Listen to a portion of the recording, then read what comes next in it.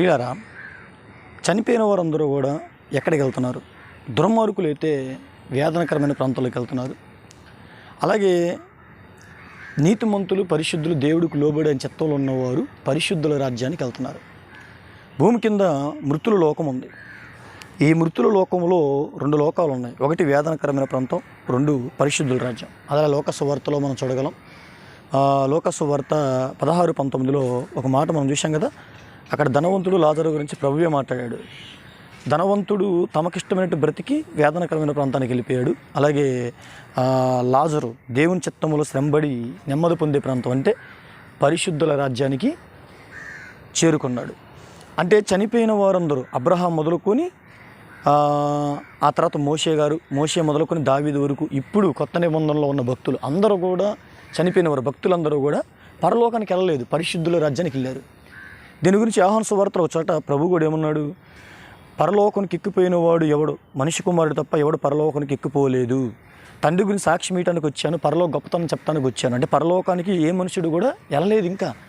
మరి పరలోకానికి ఎప్పుడు వెళ్తారంటే ప్రభు రాకడ వచ్చినప్పుడు. భక్తులని ఒక్కొక్కరు తీసుకెళ్ళాలని దేవుడు నిర్ణయించాల. భక్తులందరినీ ఒకే రోజు పరలోకం తీసుకెళ్ళాలని ఆయన రాకడ నిమిత్తం ఎదురు చూసేవారు. బ్రతికొండగా ప్రభు రాకడొస్తే సజీవులకు ఎత్తబడతాం పరలోకానికి, పరిశుద్ధుల రాజ్యంలో ఉన్నవారు. ఒకవేళ మనం కూడా చనిపోతే మనం కూడా పరిశుద్ధుల రాజ్యానికి చేరుకుంటాం. దీని గురించి ఇంకా క్లారిటీ ఇన్ఫర్మేషన్ లోక సువార్తలో కూడా మనం చూడగలం. కుడివైపు దొంగతో ప్రభు ఏమంటాడు? నేడు నాతో కూడా పరలోకంలో ఉందువుగాక అన్నాడా, పరదేశంలో ఉందువుగాక అన్నాడా? అంటే పరలోకం వేరు, పరదేశం వేరు. పరదేశంలో ఉందువుగాక అన్నాడు.